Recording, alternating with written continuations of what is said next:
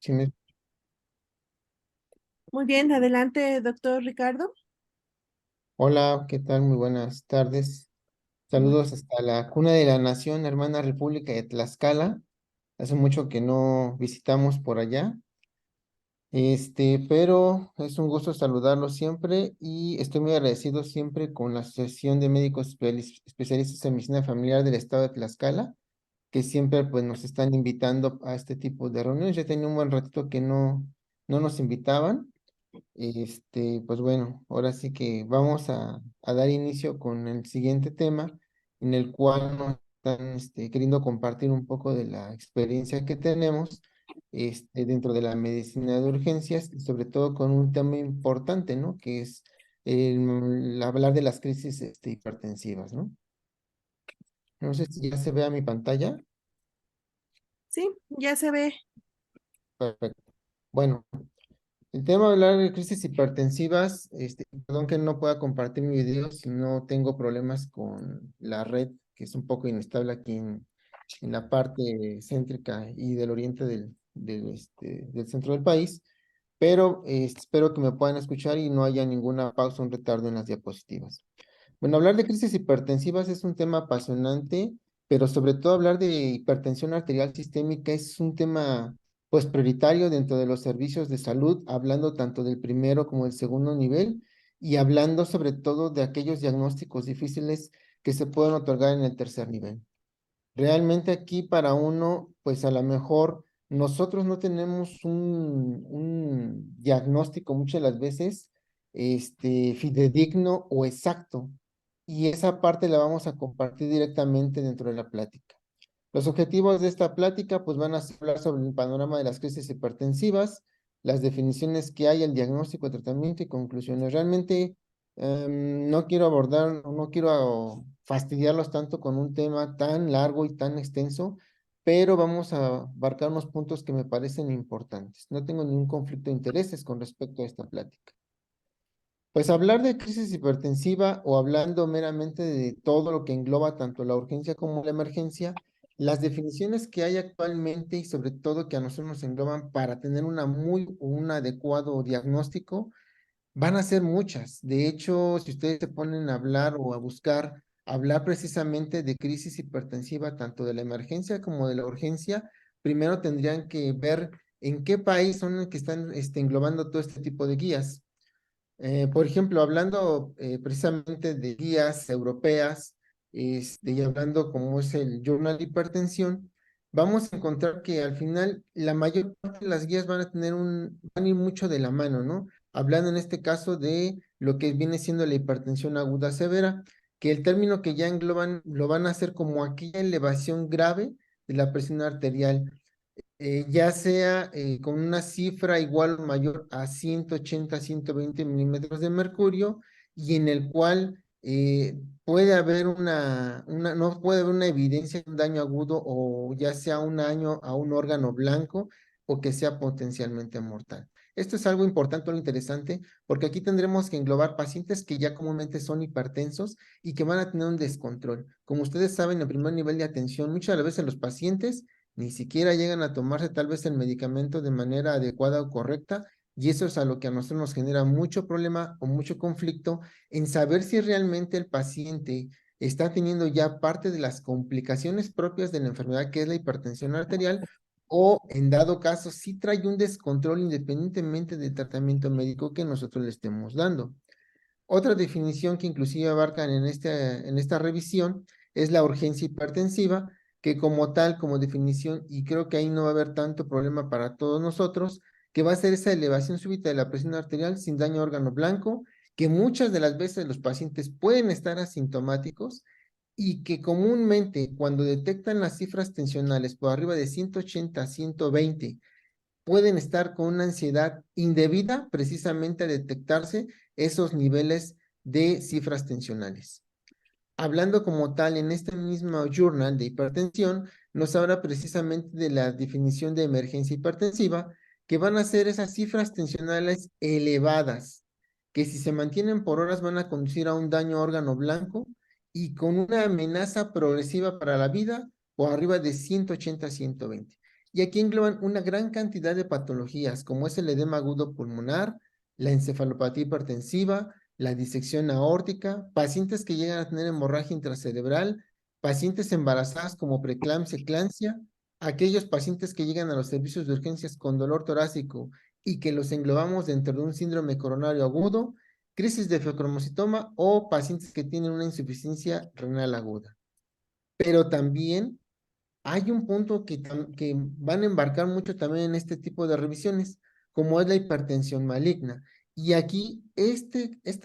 tipo de descontrol hipertensivo tan grave va a ser comúnmente para pacientes que ya tienen una enfermedad crónica e incontrolable, que muchas veces lo hemos denominado o anteriormente se denominaba como hipertensión de difícil control y que va a ser resultante precisamente de esa pérdida de la autorregulación del flujo sanguíneo y que va a generar ¿qué? Una necrosis en lo que vienen siendo los lechos vasculares y lo que viene siendo el endotelio de los vasos de resistencia. Entonces, estos pacientes son aquellos que comúnmente vamos a ver nosotros con complicaciones microangiopáticas. De hecho, lo que viene siendo el American Journal, el American Heart Association, ya nos comienza pues a realmente a poner en duda si este diagnóstico, emergencia hipertensiva, es real o es directamente algo creíble. ¿Y esto por qué? Porque a final de cuentas la mayor parte de los pacientes pueden llegar a los servicios de urgencias o a las atenciones médicas continuas y van a englobar una gran cantidad de síntomas.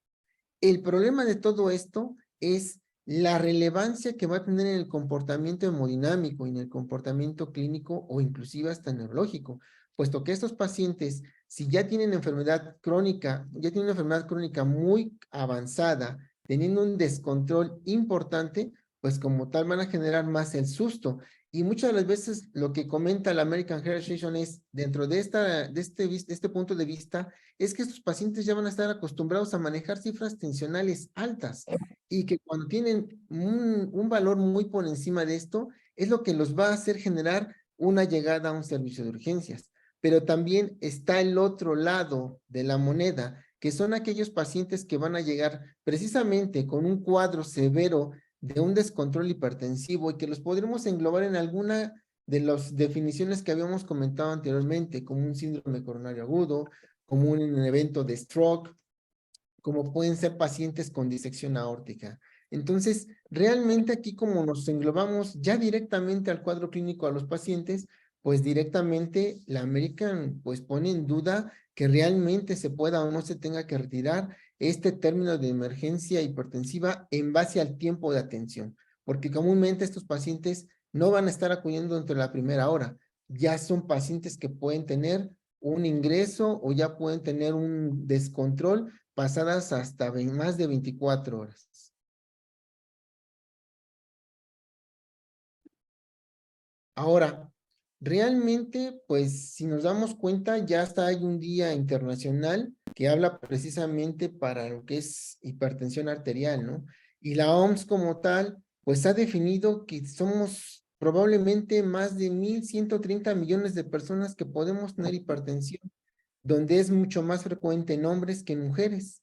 Y estos datos como tal han ido en aumento y probablemente pues ahorita lo que más ha generado precisamente este incremento pues es directamente después de la pandemia que prácticamente hemos cerrado, aun y aunque tengamos casos aislados, pero como tal son pacientes que muchos de ellos han sido debutantes. Y la otra situación es que como se ha denominado la hipertensión como el asesino silencioso, muchos de los pacientes, y ustedes lo van a ver en sus áreas de trabajo o en sus servicios de urgencias o en sus servicios de admisión continua, en la consulta externa, son pacientes que a veces por pesquisa los detectan. Los segundos son pacientes que ya llegan con alguna complicación asociada, no diagnosticada. Y muy pocos llegan debutando por un cuadro de una emergencia hipertensiva.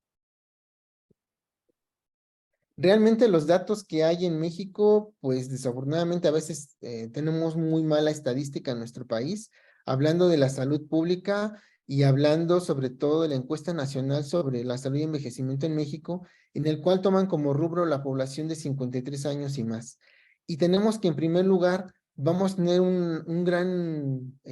punto como primera causa de diagnóstico a la hipertensión, hablando que de acuerdo a esta encuesta es mucho más frecuente en mujeres que en hombres, por arriba de 49.5% contra un 35.5%. Esto como tal, pues nos hace ver que inclusive, pues los datos en los cuales se han generado del 2018 al 2021, pues sí tiene un incremento. Tal vez no es un incremento por arriba del 5% en estos años. Sin embargo, la observación que se está viendo es que va en base a cómo va la pirámide poblacional y a conforme van avanzando con los años. Entonces, esto es lo que ponen en un círculo rojo, en un punto rojo, para enfrentarnos a que estos pacientes con hipertensión, probablemente uno de cada 5 pacientes cinco pacientes, tenemos uno de ellos pueda llegar a un servicio de urgencias por un descontrol agudo tan severo o que inclusive le puede dejar hasta una secuela y por lo tanto pueda interrumpir su edad productiva. Y al mismo tiempo, pues tenemos que esto ha ido avanzando de manera importante, puesto que va a ser la hipertensión el detonante de muchas enfermedades que nos pueden, pues, originar la muerte. Y entre ellos va a estar asociada a todas las enfermedades del corazón, a las enfermedades cerebrovasculares o inclusive a los pacientes que ya van a tener como inicio una falla renal crónica. No solamente eso es lo importante, sino inclusive, pues que a partir prácticamente de una edad ya más joven, ya empezamos a tener problemas con los pacientes. E inclusive, ya desde el rubro de los 25 a los 34 años, ya se empiezan a ver la importancia de que son pacientes que ya pueden tener hasta un síndrome metabólico y que pueden estar cursando con un cuadro de hipertensión arterial. Para hablar de nuestro tema, esos pacientes, cuando lleguen a un servicio de urgencias, pueden tener ese grado de discapacidad. Y no nada más eso, sino que al mismo tiempo nos pueden generar un alto porcentaje tanto de mortalidad como de secuelas o una estancia prolongada hospitalaria junto con un gasto importante a nivel, hablando de recursos económicos, salud. Y sobre todo, que a lo mejor el evento isquémico es el que está generando mucho mayor problema que inclusive aquel paciente que pueda tener un síndrome coronario agudo o hasta una hemorragia subaracnoidea asociada a un descontrol hipertensivo. Entonces, como tal, si nos ponemos a analizar, pues la visita a urgencias por ese tipo de pacientes es un rubro importante, es un rubro alto, hay un gasto alto en medicamentos. Si nos ponemos a analizar todo lo que viene siendo la cantidad o los medicamentos que vamos teniendo en nuestra unidad, inclusive se ha estado invirtiendo en otro tipo de medicamentos, pues para que no se genere tanta complicación. Asimismo que se ha evidenciado que hay medicamentos que en lugar de ayudar al paciente, lo va a salir perjudicando. Y el otro rubro importante, pues es que se va a asociar a otras enfermedades. Entonces, son pacientes que comúnmente van a tener un panorama epidemiológico hablando del sedentarismo, el tabaquismo, la obesidad, la dislipidemia, como tal, independientemente que tengamos el factor de la herencia, pues la mayor parte de las causas de todo esto, independientemente de la genética, pues va a ser todos aquellos factores de riesgo que deberían de ser modificables y que desafortunadamente en nuestro país no lo estamos teniendo. Aún y aunque se han hecho campañas para tratar de reducir todos estos riesgos con los pacientes, como son los productos elaborados, ya sea por refresqueras o por empresas de botanas, digámoslo así, pues se ha ido generando precisamente todo ese gasto asociado para que el paciente todavía cubra un rubro mucho mayor. La otra, pues, es que la poca falta de una cultura del ejercicio, pues también en los centros de trabajo es muy complicado. Y otra más que a lo mejor en las grandes urbes es que la mayor parte de los pacientes, aparte de que tienen la transgresión dietética y la falta de ejercicio, pues la mayor parte de ellos, la dieta equilibrada, balanceada, es un factor también en contra. Pero realmente aquí para lo que viene siendo nosotros hablar de la crisis hipertensiva, pues ¿cuál es el origen? A final de cuentas, nosotros sabemos que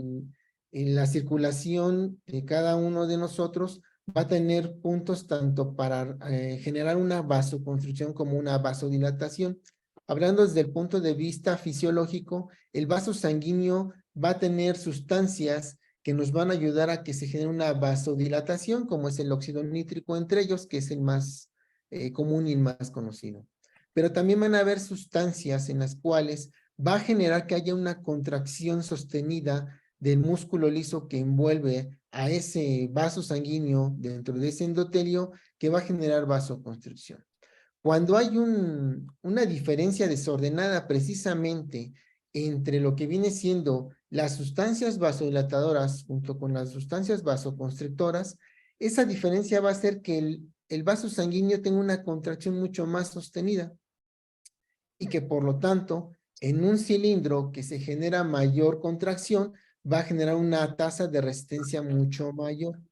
Entonces, nuestro paciente va a empezar a generar una cifra elevada en sus tensiones arteriales. Por lo tanto, son pacientes que cuando llegan a un extremo o hacen una hipertensión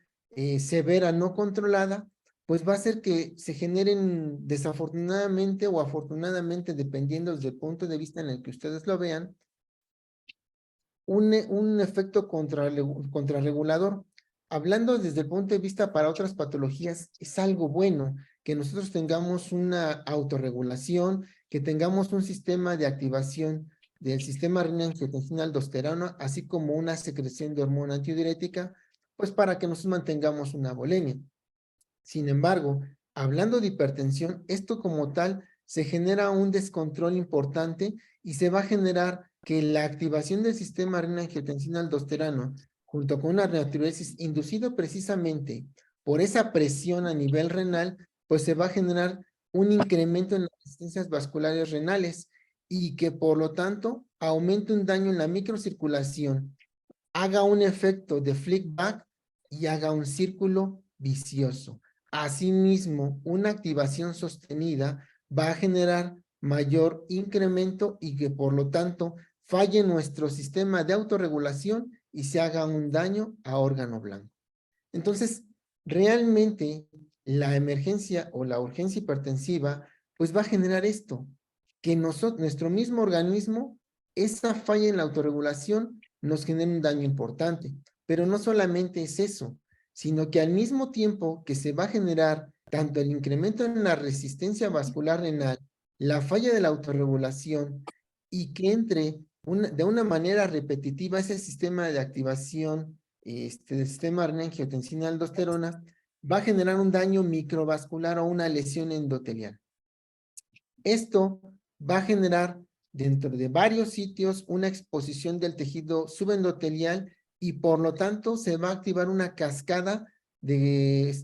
acción plaquetaria y de la coagulación y se va a generar una trombocitopenia.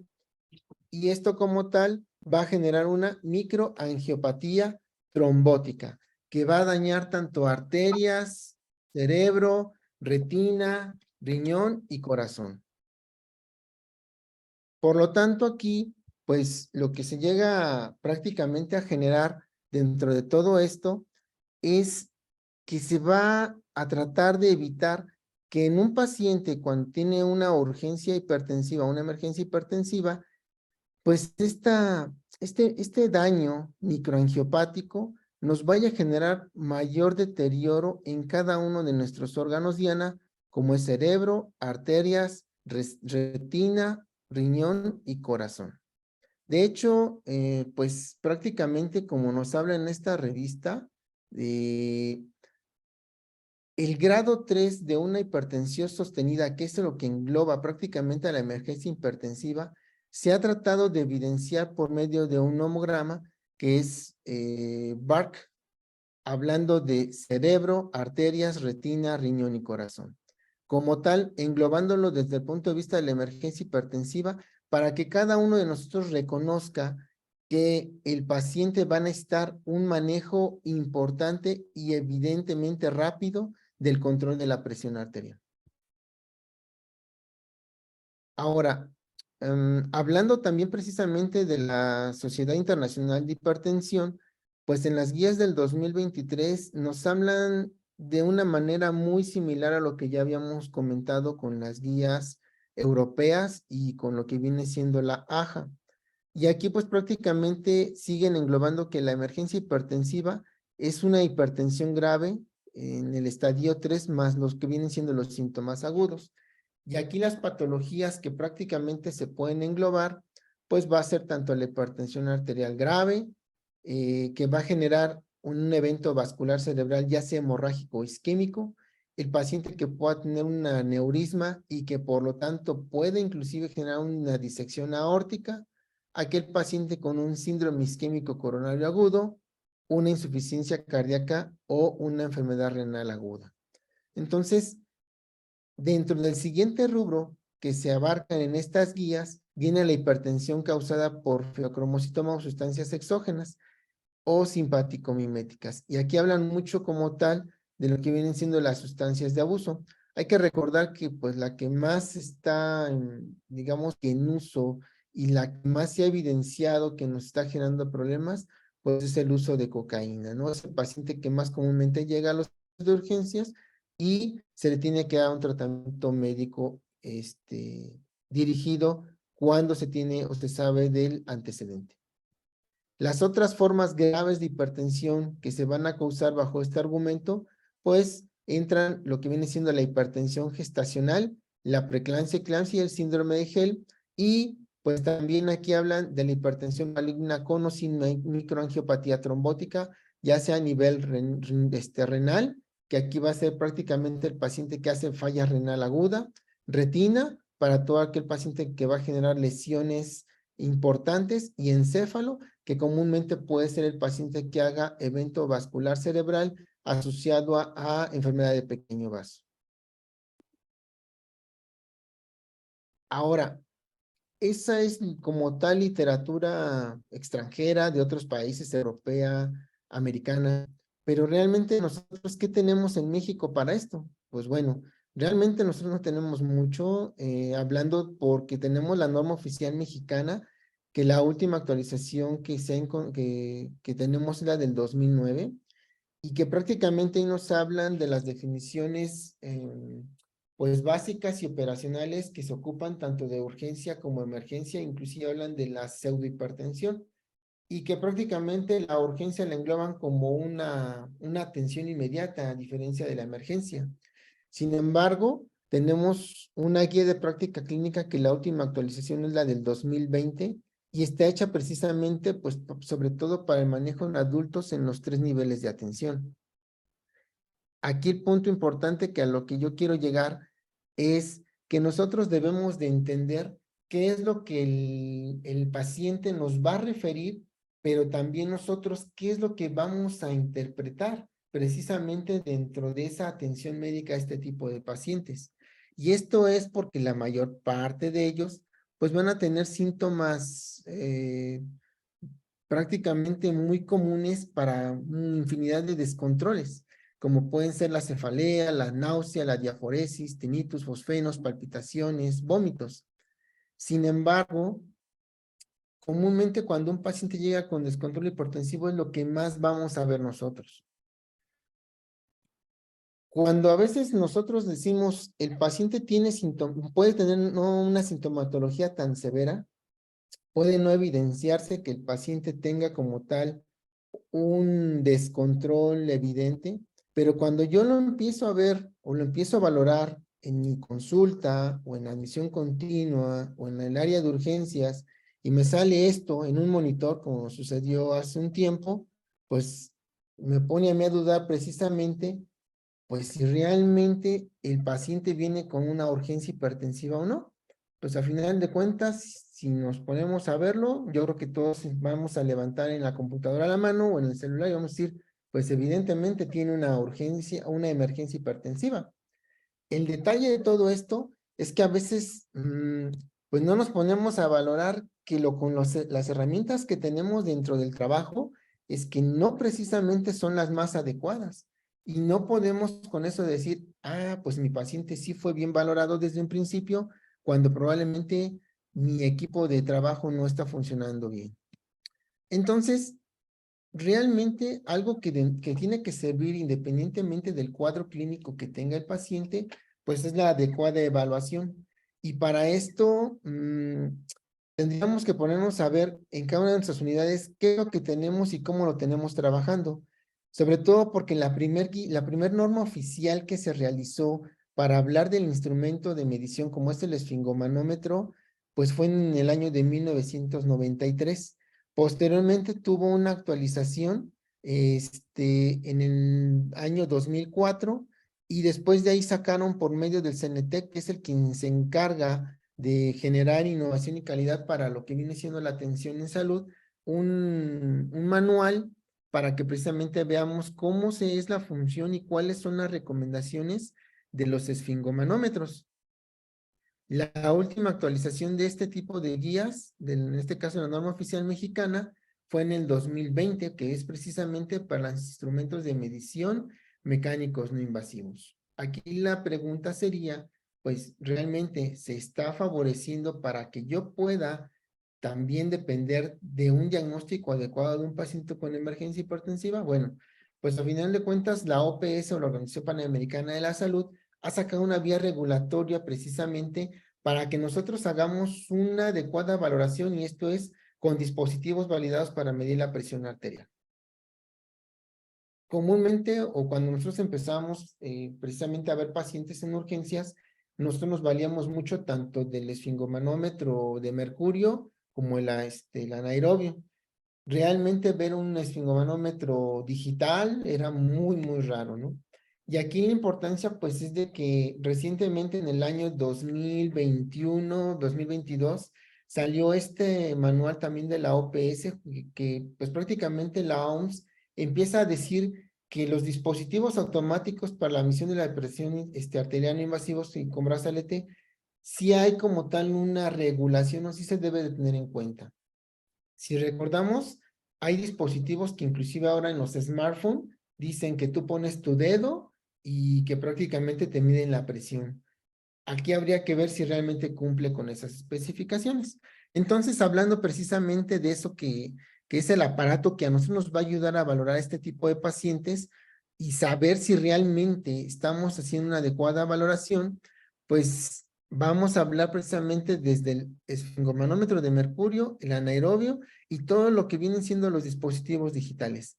Al final, si nos damos cuenta, pues el que era más funcional para nosotros era el de mercurio, sin embargo fue retirado por toxicidad del mercurio.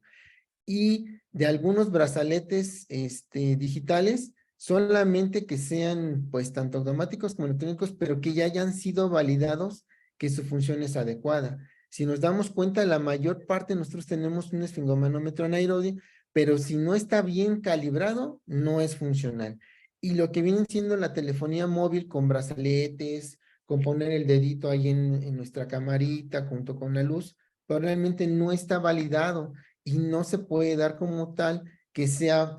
valorable para nuestros pacientes. Entonces, si es aquí prácticamente el estándar de oro con el que han medido todo esto, pues ha sido el esfingomanómetro de mercurio y es el que nosotros debemos de seguir ocupando para valorar a los pacientes. Aquí solamente va a depender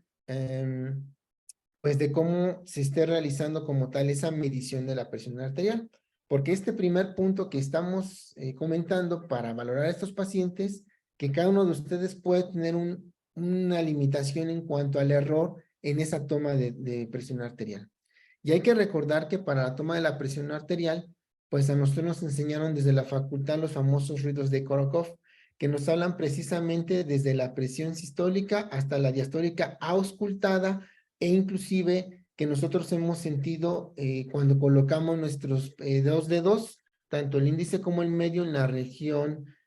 radial y cubital para que nosotros definamos cuál es el sitio donde vamos a colocar nuestro esfingomanómetro.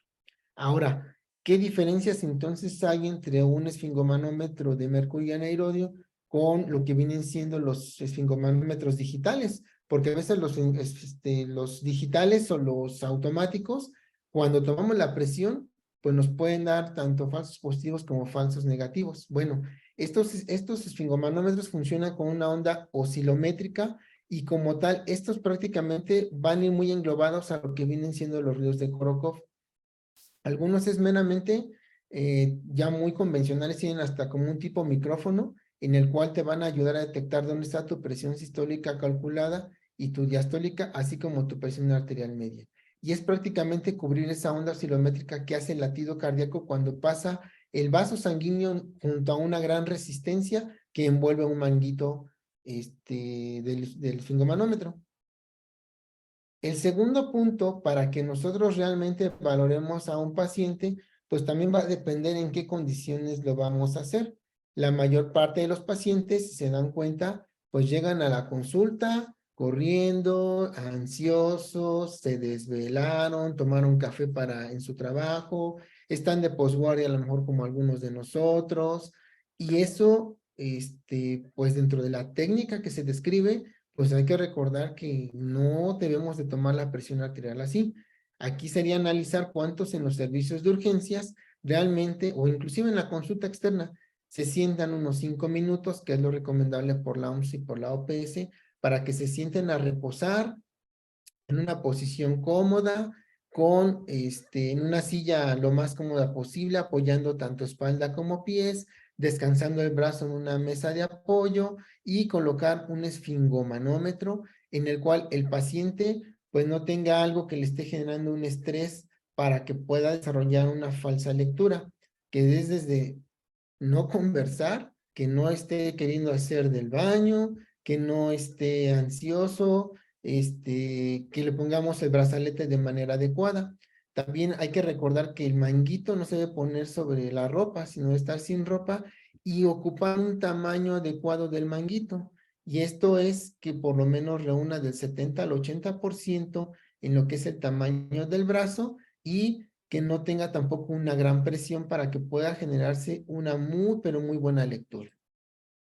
Entonces, pues como tal, pues todo esto va a favorecer para que también nosotros podamos tener un error en la valoración de un paciente con emergencia hipertensiva y va a depender obviamente pues de uno,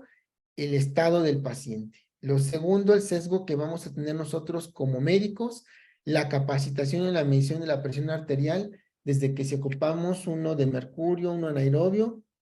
o simplemente ocupamos un automático electrónico, que también para colocarlo, pues debemos leer el instructivo y saber cómo está. La calibración del dispositivo, que sean dispositivos calibrados, sobre todo el anaerobio y el automático, y la exactitud como tal de la medición de la presión arterial, porque también los dispositivos van a tener un rubro de error que está documentado tanto por la OMS como la OPS en los estudios de investigación, que van de entre el 5 al 7%. Entonces, pues como tal, para todo esto necesitamos tener en cuenta todas estas variables a lo que ya hemos comentado.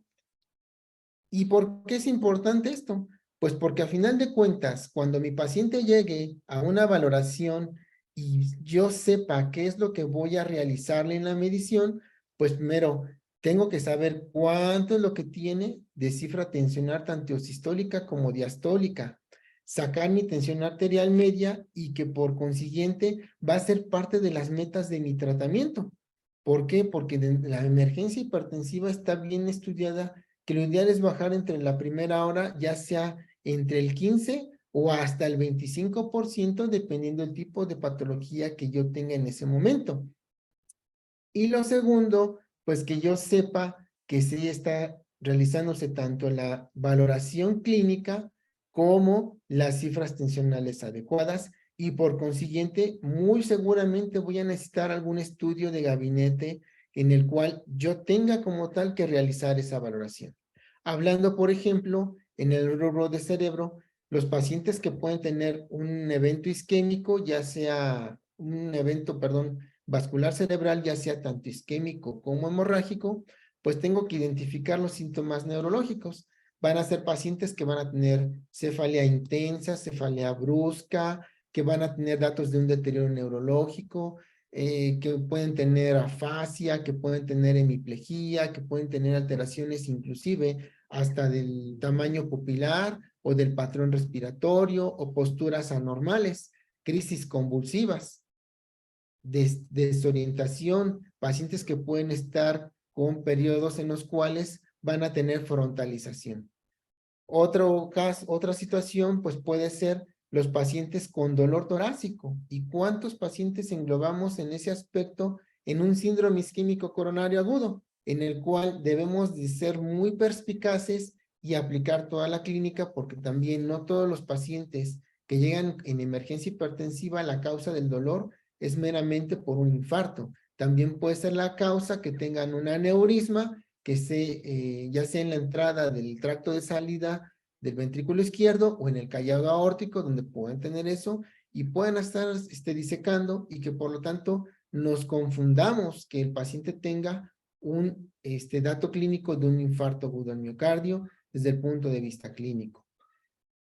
En el caso de ojo, pues comúnmente los pacientes van a tener alteraciones visuales y dolor de cabeza. Algunos de ellos tienen amaurosis importante, o el paciente como tal que llega a tener acidosis metabólica, que llega a tener anuria, que puede tener un descontrol hipertensivo y se puede asociar a una falla renal, o aquel paciente que puede llegar con disnea importante, que pueda tener estertores, que tenga una muy mala oxigenación aparte del descontrol hipertensivo, y que yo también voy a necesitar considerar o valorar qué es lo que le voy a otorgar a ese paciente.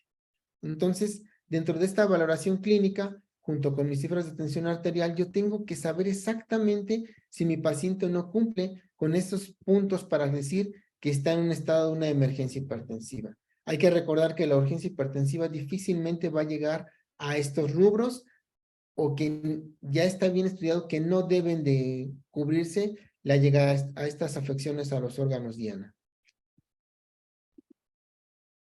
Y pues aquí viene lo importante, que si yo tengo la manera como tal en mi hospital o en mi servicio de urgencias, realizarle un electrocardiograma, como este paciente que tiene un infarto agudo al miocardio, o este paciente que desarrolló un evento isquémico hemorrágico hipertensivo por la zona en la cual se encuentra, por medio de tomografía, pues nos va a ayudar simplemente a decir que el paciente cubrió con todos los rubros y que por lo tanto el manejo médico es el importante.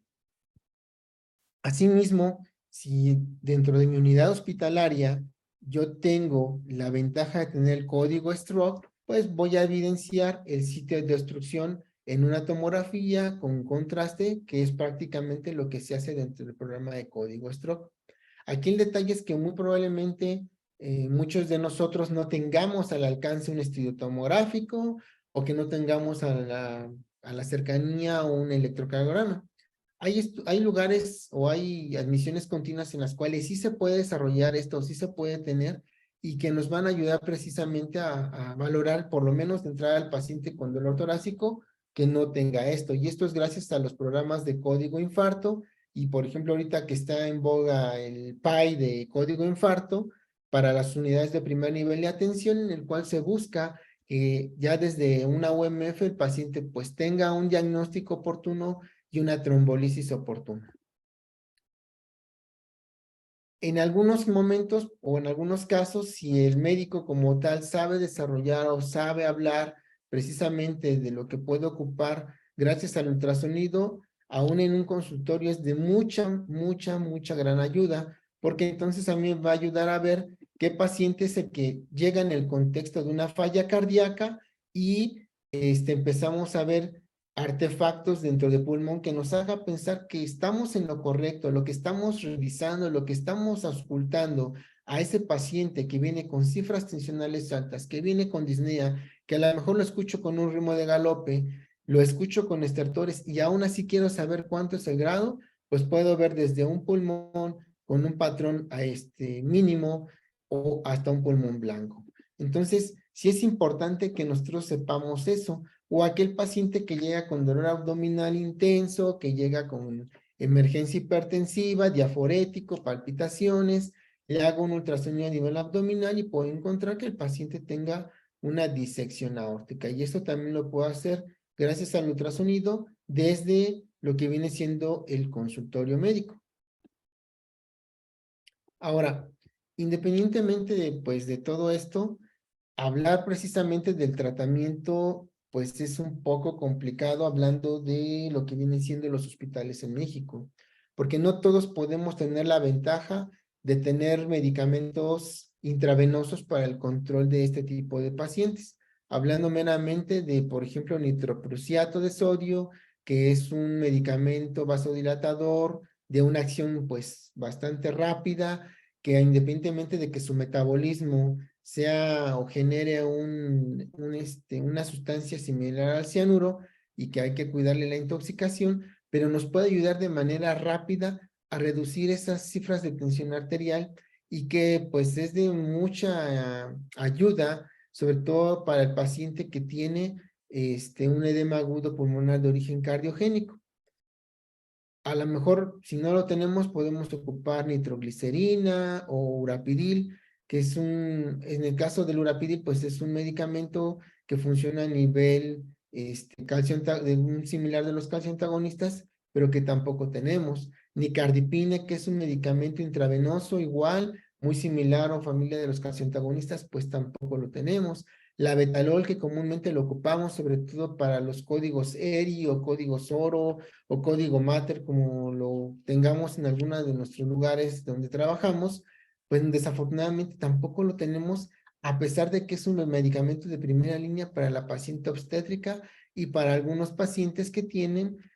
una emergencia hipertensiva, o inclusive aquellos pacientes que tienen un síndrome isquémico coronario agudo, que tienen una emergencia hipertensiva y que muchas veces necesitamos trombolizar, pero no lo podemos hacer por tener en ese momento una contraindicación relativa en base a las cifras tensionales, pues necesitamos nitroglicerina y no lo hay. A veces todavía seguimos ocupando isosorbida intravenoso aún con todos sus efectos colaterales. O esmolol, que en muy pocas unidades hay. Entonces, sí es un poco complicado que nosotros tengamos la primera línea de tratamiento, inclusive hablando de un segundo, un tercer nivel, o inclusive una alternativa. Lo importante de todo esto es que si lo tengamos, lo sepamos ocupar o lo sepamos realizar y sobre todo cumplir las metas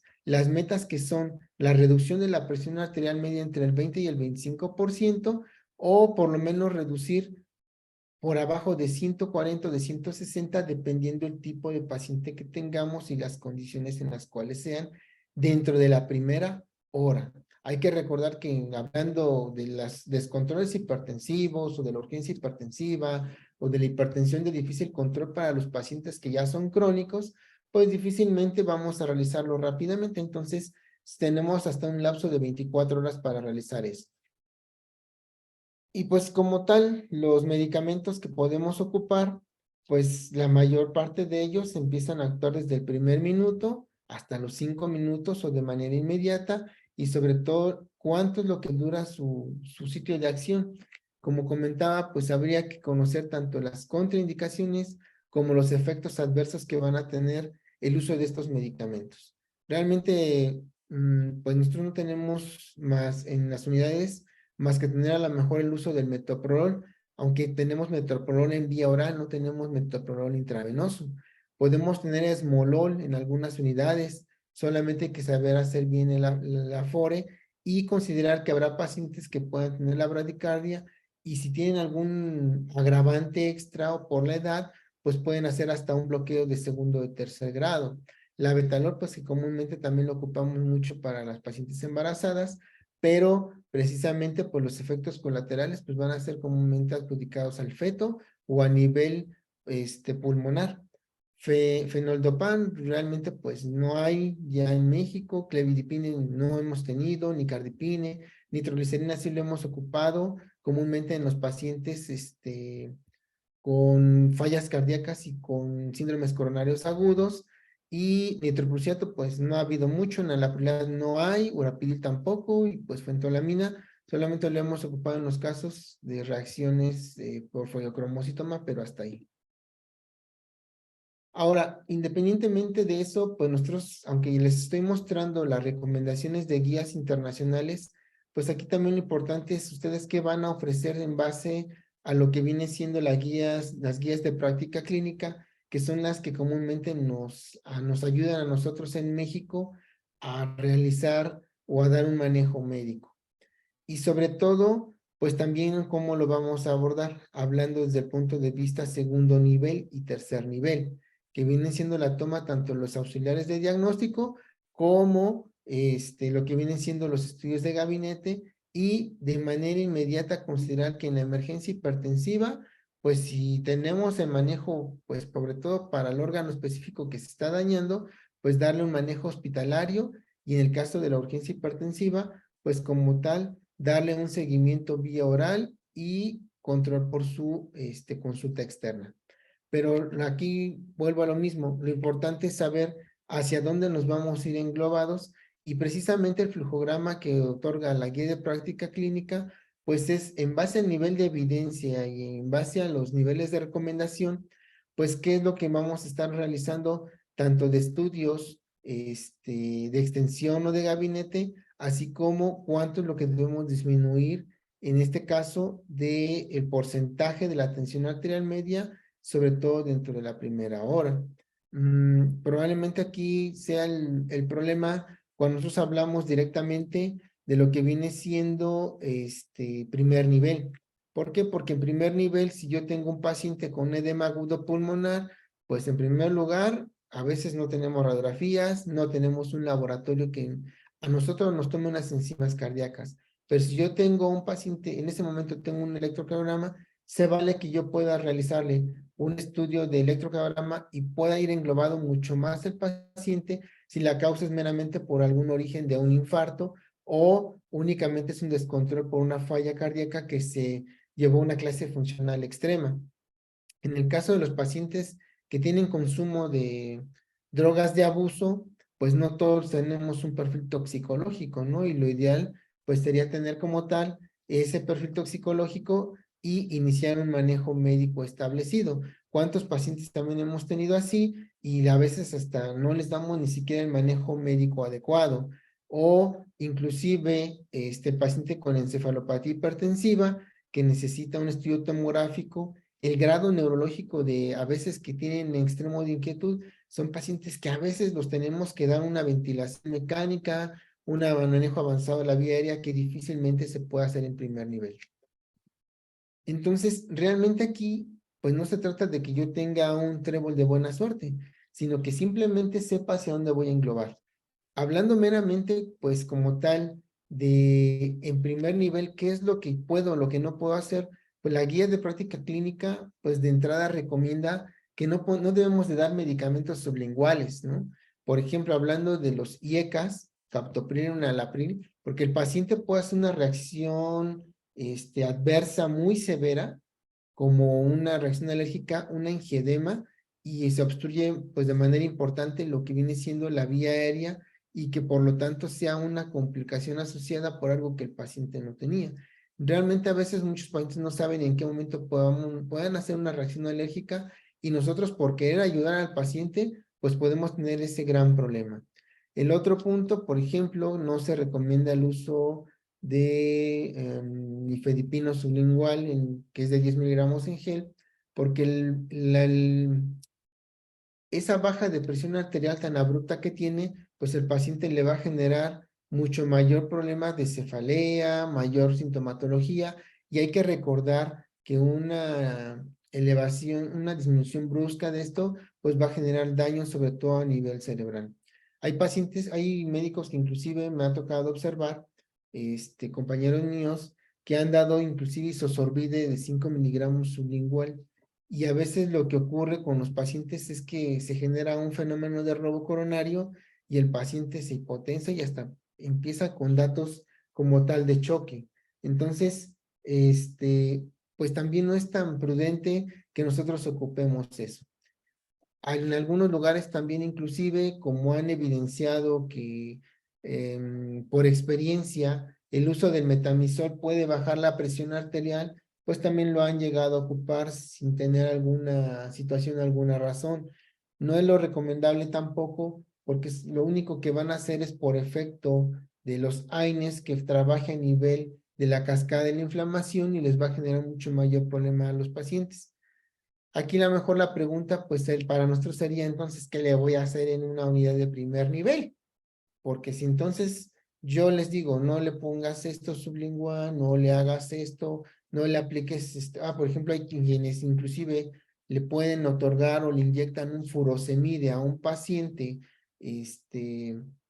intramuscular o intravenoso para que les baje la presión, pues ya vimos en base a la cuestión de la fisiopatología, que pues tampoco es lo más adecuado, lo más razonable, puesto que vamos a perpetuar mucho más el grado de lesión a nivel vascular. Y al mismo tiempo, pues los IECAS, nosotros los ocupamos de manera directa o muy común, lo que le vamos a generar al paciente también es una alteración a nivel de las arteriolas, a nivel renal, y también se va a perpetuar precisamente estos estímulos para que nuestro paciente siga perpetuando ese proceso hipertensivo en base a ese ciclo. Entonces también los IECAS, pues también ya no sería la opción para que nosotros lo ocupáramos. Entonces, en base a esto, pues, ¿qué puedo ocupar? Bueno, ya que dijimos, no podemos ocupar a lo mejor furosemide, IECA, no podemos ocupar, pues,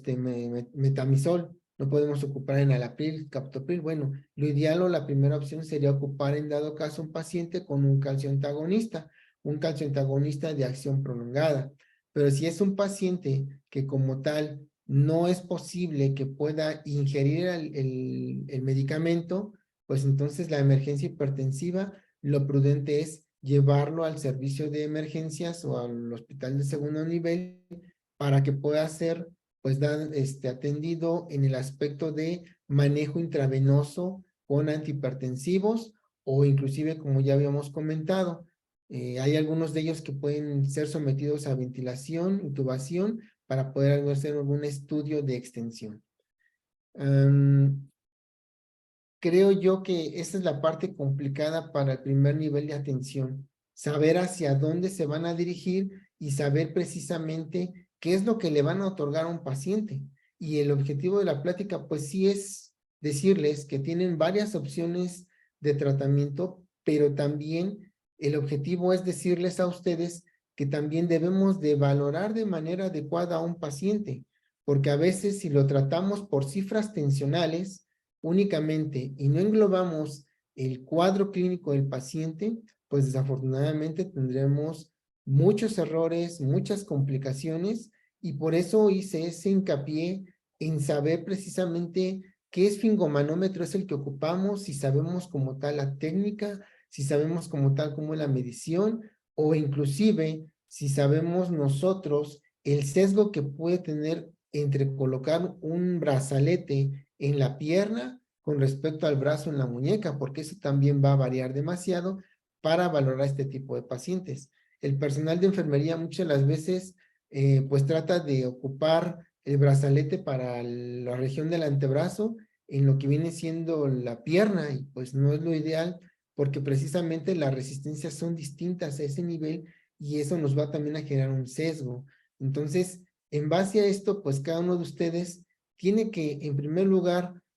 interrogar de manera adecuada al paciente, saber si ha tomado los medicamentos, porque como dije, la mayor parte de estos pacientes ya son enfermos crónicos, que no han tenido un adecuado control, porque no toman el medicamento o porque no hemos encontrado la dosis idónea, porque no están haciendo también el ajuste en sus factores modificables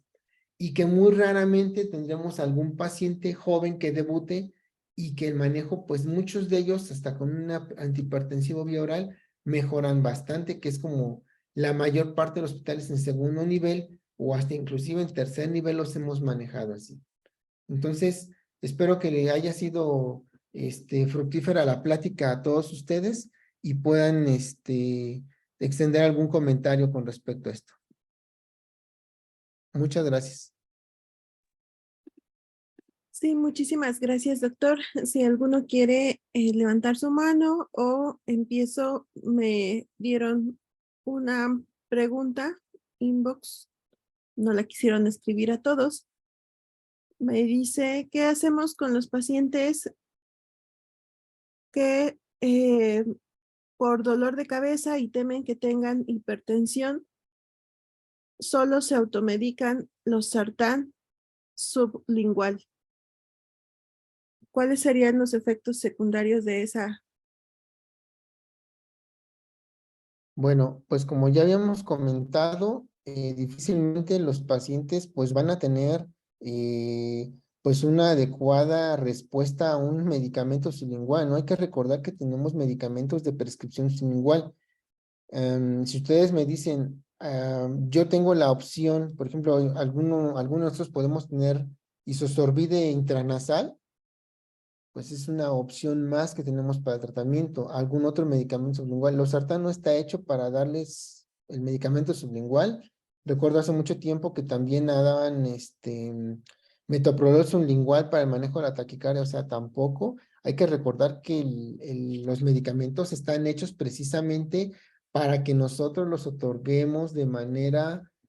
vía oral. Si son presentaciones sublinguales o intranasales, pues también son bienvenidos, pero un losartán, si el paciente no es alérgico y puede debutar con eso, pues se le va a aparecer al médico que ocupe este medicamento de esta manera, una reacción alérgica muy severa, y en lugar de que el paciente queramos que reaccione, pues va a ser todo lo contrario, ¿no? Entonces, lo recomendable, pues, como ya había yo dicho, o sea, no les manejen medicamentos sublinguales, porque pues la evidencia hasta el momento, la evidencia científica, que inclusive vean las guías de práctica clínica mexicana, que nos puedan gustar o no nos puedan gustar, ese es otro rollo, pero están hechas precisamente en base a los estudios multicéntricos, están hechos con gente experta que ha revisado todo este tipo de estudios, y la recomendación y las evidencias pues son altas en que no deben de ocupar esos medicamentos, ¿no? Entonces, por eso es mejor que nosotros demos el medicamento vía oral y nosotros sepamos precisamente pues qué es lo que le va a favorecer al paciente, pero como ya había comentado, o sea, no es, losartán pues no está indicado nunca una vía sublingual, ¿no? Sí, sin embargo, lo hacen los propios pacientes. Ah, Dice aquí la doctora Erika Alejandra, ¿nos podría dar su opinión sobre el uso de los ARA2 en la crisis hipertensiva, supongo? Bueno, comúnmente los ARA2 pues son como que la segunda línea que ustedes pueden ocupar dentro del manejo a los pacientes, sobre todo hablando de la urgencia hipertensiva, ¿no? Como ya comentaba, la emergencia hipertensiva, pues difícilmente. Solamente hay que recordar que los ARA2 tienen una función muy similar a los IECAS. Entonces, pues también pueden tener ustedes el riesgo de que perpetúen todavía mucho más el grado de compromiso con ese feedback que les había explicado dentro de la fisiopatología para que lo puedan presentar los pacientes. Es el menor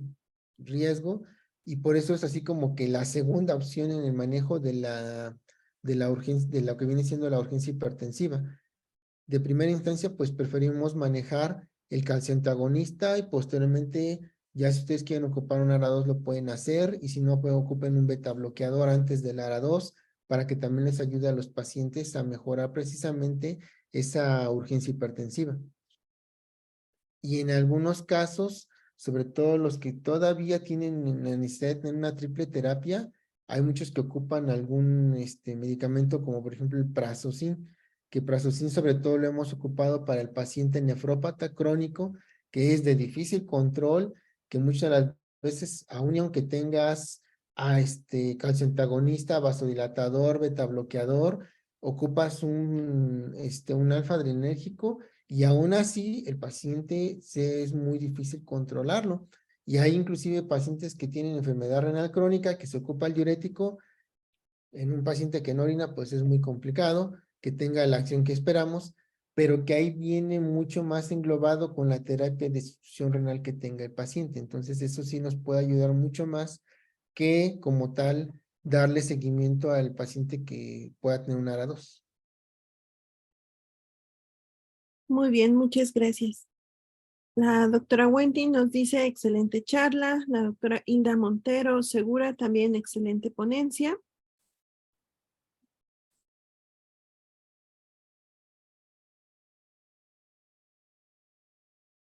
Y pues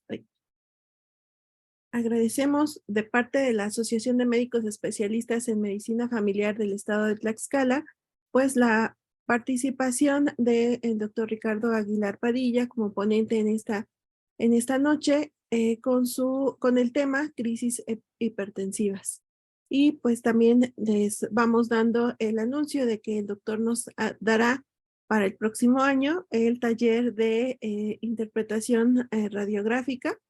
Pues es importante también que pues estén atentos a nuestros anuncios en la página que ya les puse aquí en el chat de WhatsApp del grupo de difusión de AMEFE, pues para que vayamos tomando este curso que nos da amablemente el doctor Ricardo Aguilar Padilla. Y bueno, sin más, si me hacen favor de prender su cámara para tomar una fotografía y compartirla en nuestras redes sociales. Muchas gracias, doctor. No, muchas gracias a ustedes por la invitación. Ya tenía un buen ratito que no teníamos la oportunidad,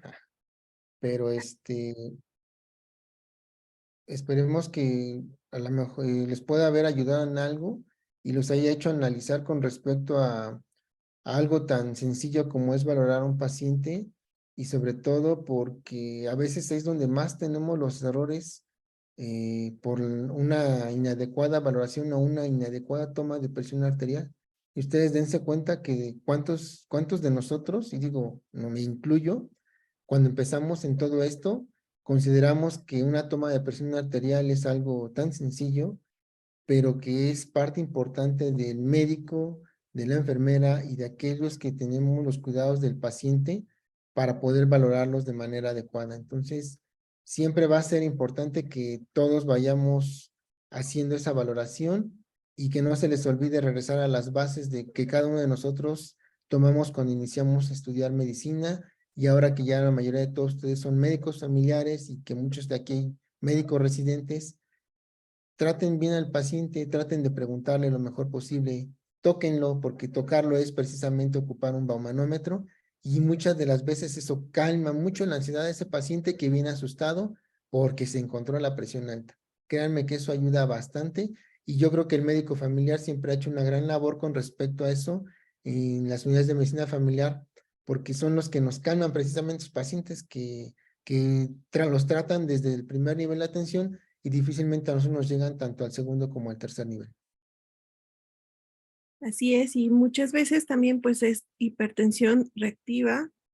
que pues el paciente tiene algún problema familiar, que vive solo, que lo han dejado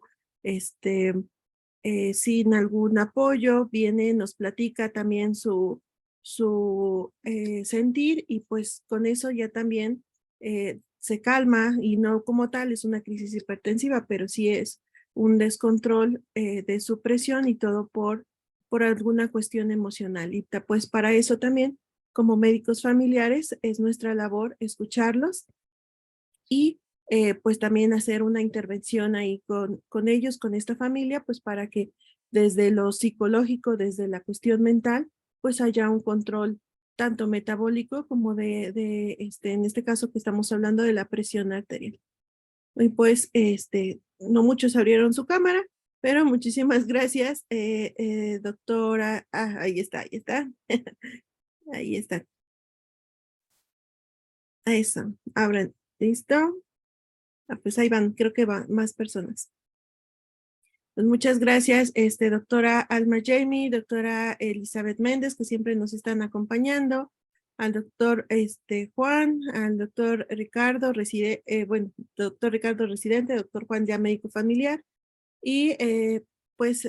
muchísimas gracias y nos estamos viendo en la sesión de dentro de 8 días con los instrumentos de medicina familiar, la segunda parte de la doctora Alejandra Palacios. Muchísimas gracias y buenas noches a todos. Hasta luego. Y Saludos a más la cuna. felicitas. Hasta luego, buenas noches, muchas gracias. Luego Gracias. de ir a Tlaxcala. Claro que sí, está invitado aquí cuando Bueno, quiera. gracias. Y miren, muchas más felicitaciones en el chat. Gracias, doctor Bernabé. Gracias a todos. Nos estamos viendo.